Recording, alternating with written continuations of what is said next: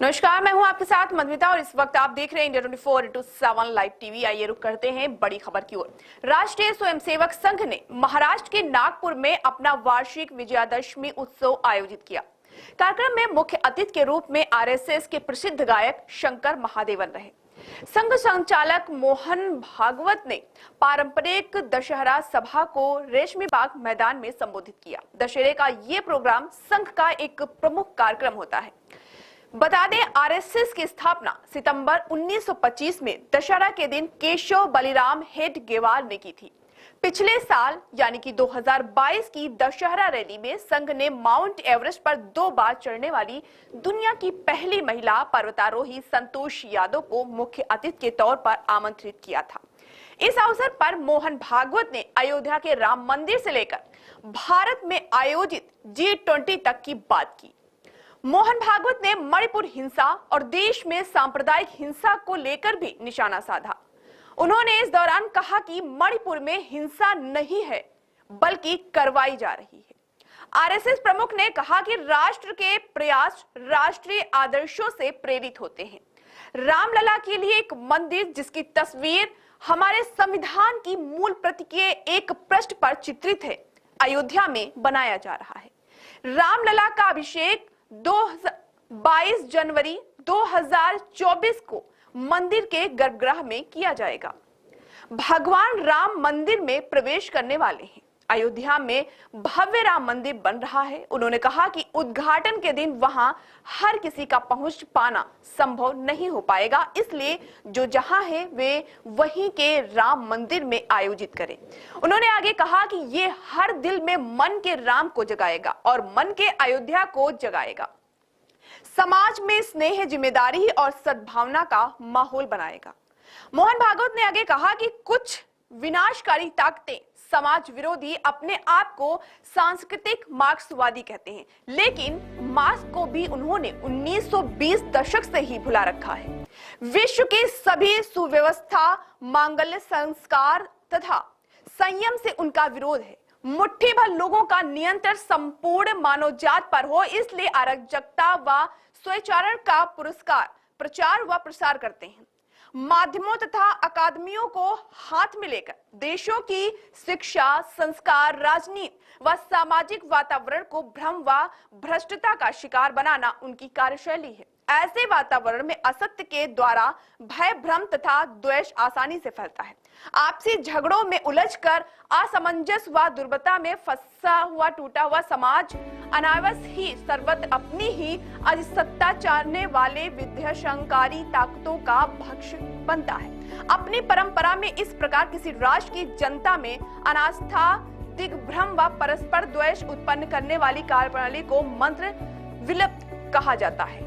उन्होंने आगे कहा कि सांस्कृतिक मार्क्सवादी पुरस्कार देते हैं, बढ़ावा देते हैं, अराजकता और अविवेक फैलाते हैं। उनके तौर तरीकों में शिक्षाविदों पर नियंत्रण रखना और शिक्षा, संस्कृति, राजनीति और सामाजिक वातावरण को भ्रम, अराजकता और भ्रष्टाचार में डालना शामिल है। आरएसएस चीफ ने कहा कि भारत के उदय का उद्देश्य हमेशा से विश्व कल्याण रहा है, लेकिन अपने सांप्रदायिक हितों की मांग करने वाली स्वार्थी, भेदभावपूर्ण और धोखेबाज ताकतें भी सामाजिक एकता को बाधित करने और संघर्ष को बढ़ावा देने के लिए अपने स्वयं के प्रयास कर रही है। वे विभिन्न प्रकार के कपड़े पहनते हैं। दुनिया में कई लोग ऐसे हैं जो नहीं चाहते कि भारत आगे बढ़े। वे भारत में अलगाव पैदा करने का प्रयास करते हैं। हम भी कभी कभी उनके षड्यंत्र में फंस जाते हैं। उन्होंने कहा कि भारत का उत्थान होगा तो दुख जाएगा, शोषण जाएगा, कलह खत्म होगी। किसी विचारधारा का आवरण ओढ़ लेते हैं, मन लुभावन उद्देश्य घोषित करते हैं, लेकिन अपना उल्लू सीधा करते हैं। हम इधर उधर की घटनाएं देखते हैं। मणिपुर के हालात देखें, वहां ये सब कैसे हुआ। इतने साल में मैती और कुकी साथ में रहते हैं, अचानक अलगाव की बातें कैसे हुई। इससे किसे फायदा है। मजबूत सरकार है और तत्पर भी है। शांत का प्रयास देखते ही कोई हादसा करवा दो तो दूरी बढ़ती है, हिंसा भड़कती है। हिंसा कौन भड़का रहा है? उन्होंने कहा कि ये तो साफ है कि ये तो नहीं हो रहा है, करवाया जा रहा है। मोहन भागवत ने आगे कहा कि समाज की स्थायी एकता अपनेपन से निकलती है, स्वार्थ के सौदों से नहीं। हमारा समाज बहुत बड़ा है, बहुत विविधताओं से भरा है। कालक्रम में कुछ विदेश की आक्रामक परंपराएं भी हमारे देश में प्रवेश कर गईं।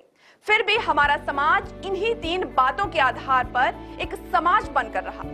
उन्होंने कहा कि हमारे देश में विद्यमान सभी भाषा, प्रांत, पंथ, संप्रदाय, जात, उपजात इत्यादि विविधताओं को एक सूत्र में बांधकर एक राष्ट्र के रूप में खड़ा करने वाले 3 तत्व यानी कि मातृभूमि की भक्ति, पूर्वज गौरव व सबकी सम्मान संस्कृति हमारी एकता का अक्षुण्ण सूत्र है। इसलिए हम जब एकता की चर्चा करते हैं तब हमें यह ध्यान रखना होगा कि यह एकता किसी लेन देन के कारण नहीं बनेगी। जबरदस्ती बनाई तो बार बार बिगड़ेगी। हम आज खुद को अलग मान रहे हैं, हमारी समस्याएं हैं, हमारे आपसी विवाद हो सकते हैं। विकास में किसी को ज्यादा, किसी को कम चाहिए। एक दूसरे के प्रति जो अविश्वास है उसे दूर करना जरूरी है।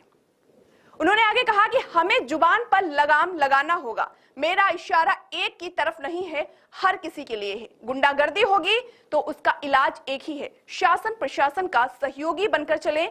सावधान रहना है, आने वाले दिनों में चुनाव होना है।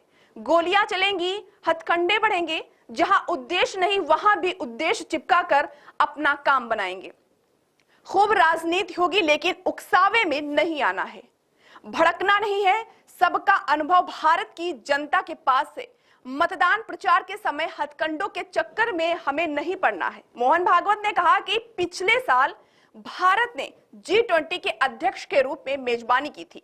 लोगों के दिए गए गर्मजोशी भरे आतिथ्य के अनुभव, भारत का गौरवशाली अतीत चल रहे रोमांचक विकास मार्च ने सभी देश के प्रतिभागियों को बहुत प्रभावित किया। हाल ही में हमारे देश के खिलाड़ियों ने एशियाई खेलों में भी पहली बार 100 का आंकड़ा पार करते हुए 107 पदक जीतकर हमें बहुत ही गर्व और खुशी दी।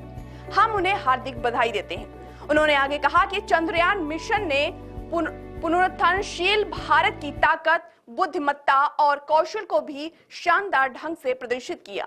हमारे वैज्ञानिकों के वैज्ञानिक ज्ञान और तकनीक कौशल के साथ राष्ट्र के नेतृत्व की इच्छा शक्ति निर्बाध रूप से जुड़ी हुई है। तो इस तरह की तमाम बड़ी खबरों को देखने के लिए जुड़े रहिए इंडिया 24/7 लाइव टीवी के साथ। नमस्कार।